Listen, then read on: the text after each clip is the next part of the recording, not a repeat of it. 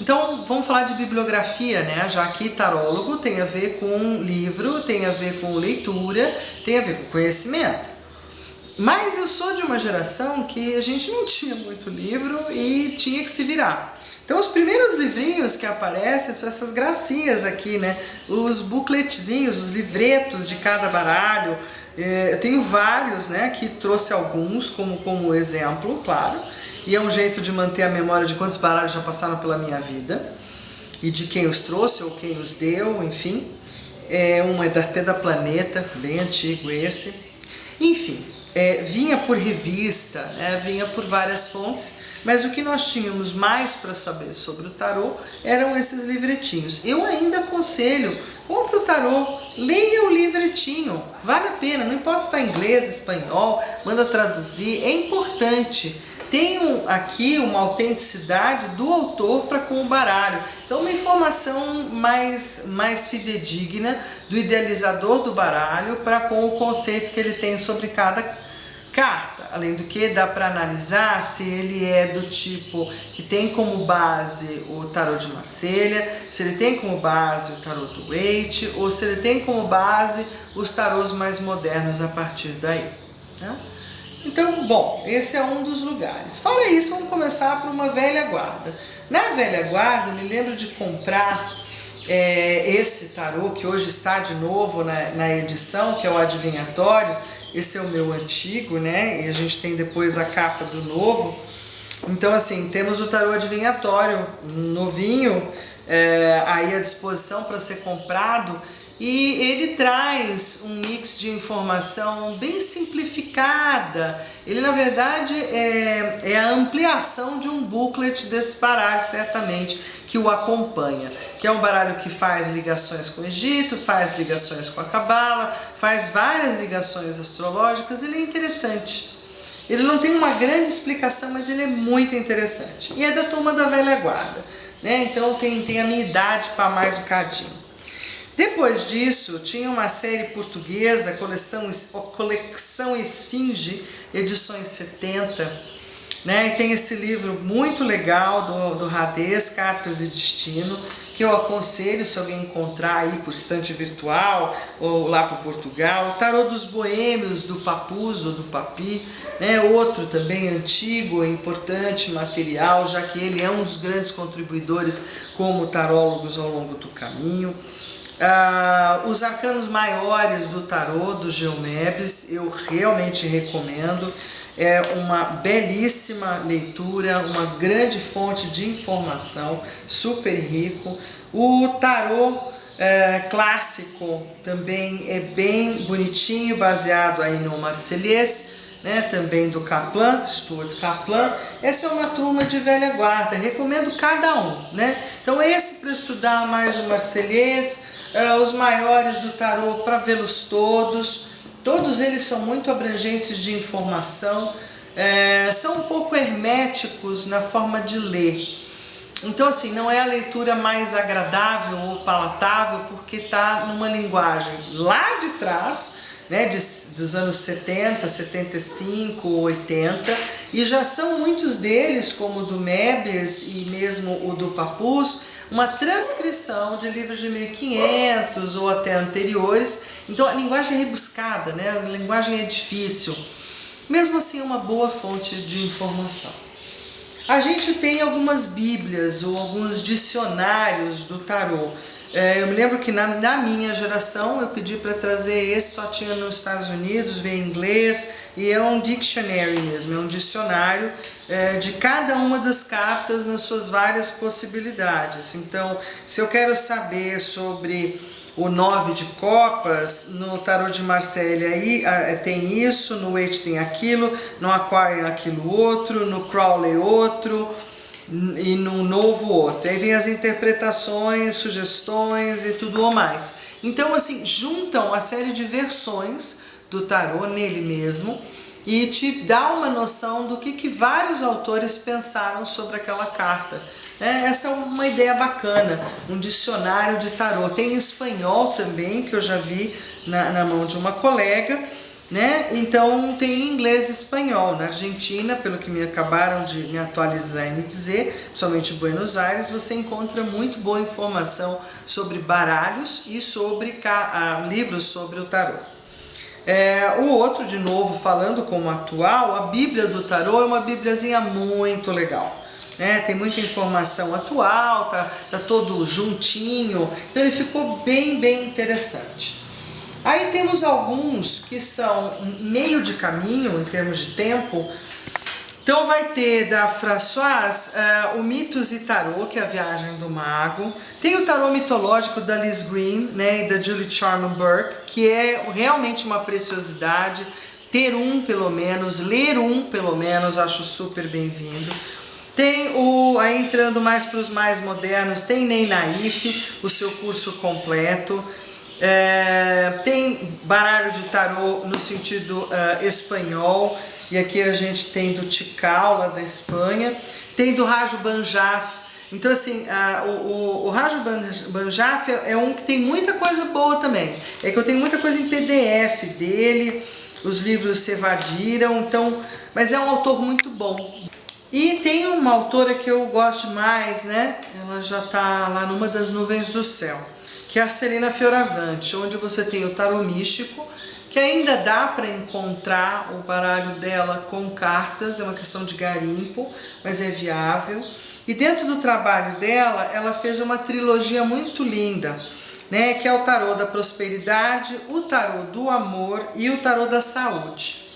Então, para quem está começando e não tem ainda a linguagem, aqui pelo menos você começa a ter uma linguagem voltada para dinheiro, prosperidade, negócios, uma linguagem voltada para falar de relacionamentos afetivos, emocionais, né, e pessoais, e uma outra linguagem para trabalhar as questões de saúde. Essa também é uma trilogia bem interessante.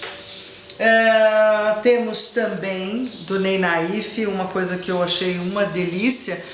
Ele também criou a sua trilogia de trabalho, né, no sentido dos 3 livros que ele tem sobre o tarô, 3 para mais, né? E aí ele também criou, com a questão da arte-terapia, o livro de colorir. E eu super recomendo para os meus alunos terem o livro de colorir, para colorir, né, avaliando as cores ou fazendo cópia para poder ele colorir, fazer uma avaliação depois com o curso das cores, que é uma coisa mais avançada, e também as questões de símbolo, e ele ir trabalhando o arquétipo. É uma coisa que também dá para você dar para os seus alunos, às vezes até para um cliente. Às vezes um cliente está precisando de um arquétipo, leva o arquétipo para colorir, né? É um jeito de curar, um jeito de trabalhar. Aí você vai ter hoje no mercado o tarô renascentista de Giovanni Vacchetta, né? Também são tarôs lá de muito tempo atrás, 1200, 1300, refeitos, repaginados, né? Eles estão com cara de moderníssimos. E aí vem a história e vem as explicações de cada carta. Um que eu super recomendo pela iconografia, eu tenho ele em espanhol, ele tem em inglês e espanhol, tem em português de Portugal, mas tem que buscar lá, tá? Porque a Amazon diz que vende, mas ela vende o livrão. E nesse livrão tem no final as cartas não usáveis, só como referência. Então não se confunda, eu mesma me confundi e acabei fazendo a compra, e quando eu recebo o livro. Tá, as cartas você vai ter que pedir para alguém, ou você vai ter que ir lá dar uma voltinha num desses lugares para poder comprar. Por que eu recomendo a Doreen Virtue e esse baralho em específico, que é o grande livro do tarô dos anjos? Porque é a reprodução das 78 cartas do tarô, tá? Que ela transformou em anjos, em seres elementais de acordo com o fogo, terra, água e ar, nos elementos dos arcanos menores, e porque o design disso, o desenho das lâminas, é uma atualização quântica desse artista americano que as confecciona. São maravilhosas, cada uma delas vem num universo, é um mini universo cada lâmina, Então eu aconselho como sendo uma atualização iconográfica do que tenderá em boa parte do tarô para diante. No meu olhar, até por conta de aparecer muito da malha quântica o tempo inteiro, é uma atualização visual muito interessante das cartas do tarô. Então se o cara mais moderno e o que eu mais acato, né? Bom, né? Nesse rol comprido de bibliografia, sem dúvida alguma, o Jung e o Tarô, né, da Sam Nichols, é uma contribuição super importante nessa leitura de arquétipo, né, de poder falar com profundidade de cada um deles, numa visão arquetípica. É um mergulho muito bonito e super recomendável. Na minha geração, o Meditações dos 22 Arcanos do Tarô, ele foi um acontecimento, né? Ele aparece nas livrarias, na época eu também comprei pela Zipac. Ele não tem um autor e ao mesmo tempo ele é de uma riqueza de fala sobre cada um dos arcanos maiores, assim, maravilhosa a leitura, o intercruzamento entre informações sobre os arcanos maiores, e sem dúvida alguma houve muita fala, né, sobre quem teria sido o autor, alguém que não quis se deixar conhecer, então alguém que tinha alguma posição importante, ou que tinha conhecimentos herméticos e coisas assim, mas ficou sem autoria, né? O Tarô do Amor, da Jane Lilly, que vocês vão estão tendo, né, o privilégio de tê-lo no seu formato original, onde cada arcano tinha o tamanho do livrinho e eram grandes. O trabalho, inclusive, em termos iconográficos, é muito bonito, né? Mas também, trabalho, tudo isso aqui é em cima dos 22 maiores, tá? Esses que eu estou mostrando agora, impreterivelmente, eles vão tratar, tem Tarô e Individuação, da doutora Irene Gad. Também outro livro que eu considero muito importante de ser lido, porque ele é um compêndio dos 22, né? Ele vai estar falando fortemente das qualidades de cada uma das cartas, dos entrecruzamentos de conhecimento, algumas aberturas. Então, e é uma psicanalista junguiana, então é um trabalho também muito lindamente compilado, escrito, organizado, né? Correspondências com a Cabala e com a alquimia. Um trabalho muito lindo da Regina Moraes, que eu durante esses anos todos uso, muitas vezes dou para a pessoa o salmo, o número do salmo, daquilo que eu considero importante, é o Tarô dos Salmos, que é uma ideia de fazer todo um entendimento do arcano e um entendimento dos salmos da Bíblia. É também uma turminha pesada, uma turminha boa, uma turminha de aprofundar bastante no conhecimento dos arcanos, né, como no Geomebis também. Eu considero inclusive essa turma aqui, ó, Geomebis, o Tarô dos Salmos, o Tarô Individuação, o Tarô do Amor, Meditações dos 22 Arcanos Maiores do Tarô, Jung e o Tarô, uma jornada arquetípica. Esses são os grandões, grandes leituras, grandes informações, muito importantes para a formação de um tarô. O que a gente tem hoje no mercado, né, é na verdade ou alguma lembrança do que já teve antes, ou só resumos de booklets. Eu percebo que o que era antes um booklet virou um livro hoje. Então o Tarô Universal do Waite, o último que eu comprei, porque tarô vai gastando, viu, gente? Não esquece que tarô vai gastando, você pode ir cortando as beiradas ou fazendo o que quiser. Tem uma hora que o tarô, ele tem que ser reposto, né? Ele tem um tempo de uso. Conforme eu vou tendo marcas nas cartas, elas vão deixando de ser um mistério. Por quê? Porque eu já sei que é o 9 de ouros que está com a orelhinha assim, ou é o arcano da torre que está com uma trinca assado. Então assim, já não está servindo, né? Então, assim, esse momento é o momento do baralho para descanso. Algumas pessoas acham por bem, que é como eu fiz muitas vezes no passado, de queimar, de incinerar as cartas. Eu hoje jamais faria isso, né? É tão difícil você obtê-las, uma delícia trabalhar com elas. E quando elas vão se tornando não mais possíveis de trabalhar como oráculo, elas são um livro em si. Pode servir como imagem, pode servir para um xerox, enfim, para N outras coisas. Então eu guardo hoje as minhas velhinhas em caixinhas, nos seus lugares. Um dia, sei lá, eu vou ver o que eu vou fazer com elas. Então o último weight que eu comprei, né, eu gosto do weight para ter aquela preguiçosa facilidade nos arcanos menores.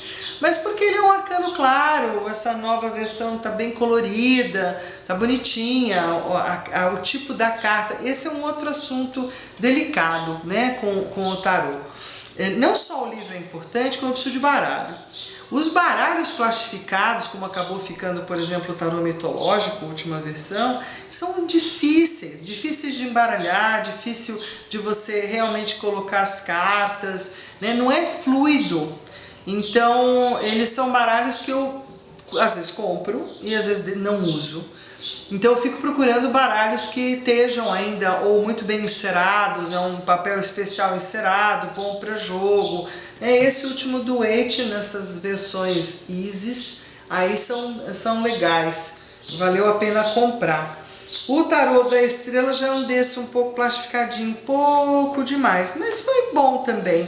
Ele traz uma ideia não muito inovadora, é um significado bem comum, o desenho é que é interessante, né? Mas está em cima do baralho do Weight, então mesma coisa, tá? É o mesmo baralho, só que com uma leitura um pouquinho, chama de estelar, né? Mas não vejo muito. Ela faz uma correlação com as estrelas importantes do céu. Sirius, Aldebaran, né? Ela faz algumas correlações com isso nos arcanos. Então isso é interessante, mais uma informação.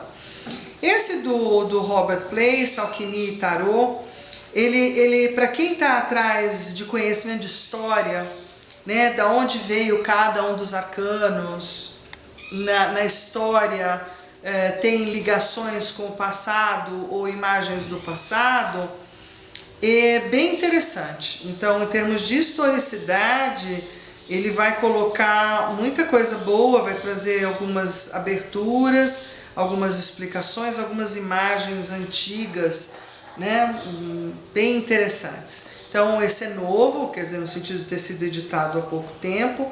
Ele também está baseado no Marselhês, a conversa é sobre Marselha. E ele fala muito sobre símbolo, imagem, então pode ser bem útil, né, para quem quer olhar um pouco mais a simbologia, a parte imagética. Então, o Anthony Louis, ou Luiz, né, deve ser Louis, Anthony Louis. Ele também fez um trabalho legal, meio com a cara desse aqui, do Robert M. Place, mas eu ainda acho o trabalho do Robert mais historicidade, né, juntando com a parte mais histórica e com as vinculações da alquimia. Esse do livro completo do tarô, que está aí à disposição nas livrarias também, é novo, ele tenta ser o livro completo do tarô, tá, gente? Então faz uma baita cruzada entre vários livros de tarô, vai fazer uma série de alusões dentro do que está escrito, que aparece, que não aparece, direita, esquerda, as questões dos 4 elementos, como fazer tiragens, inversões e dignidades, né, a cabala. Então também tem bastante referência, bastante informação, é novinho, então uma cara boa, tá? Um jeito bom de ter um resumão. Ainda gosto mais do conteúdo da Bíblia do Tarô, mas é um livro bacana. E o cara que eu usei quase o tempo inteiro conversando com vocês, né, foi o do Código Sagrado do Tarô, do Wilfred Hildon. Eu acho que deve ser assim, né? A redescoberta da natureza original do Tarô de Marselha. Esse, para mim, tem sido uma leitura. O que eu considero uma leitura? Sentei para ler, porque tem coisas novas, porque falou de coisas que eu tive que ir lá dar uma olhada, falou de fractal, falou de geometria sagrada, explicou uma série de detalhes, fez ligações com a simbologia celta, com a simbologia egípcia. Muito, muito, muito interessante.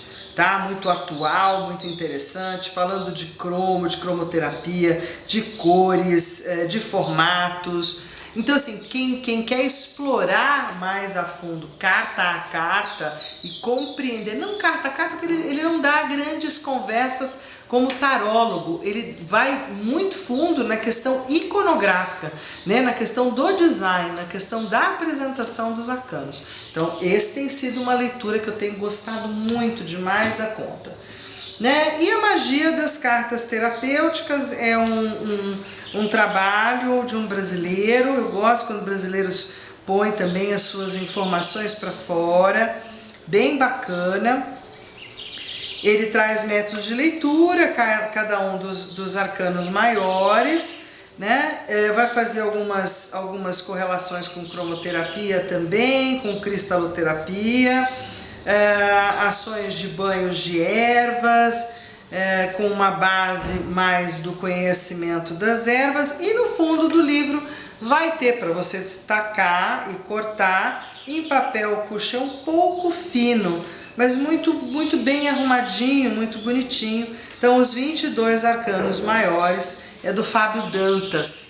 Então, eu achei ele justo, achei ele bacana, né? Dentro de não criar grandes novidades, mas de ao mesmo tempo fazer uma leitura muito gostosa das cartas.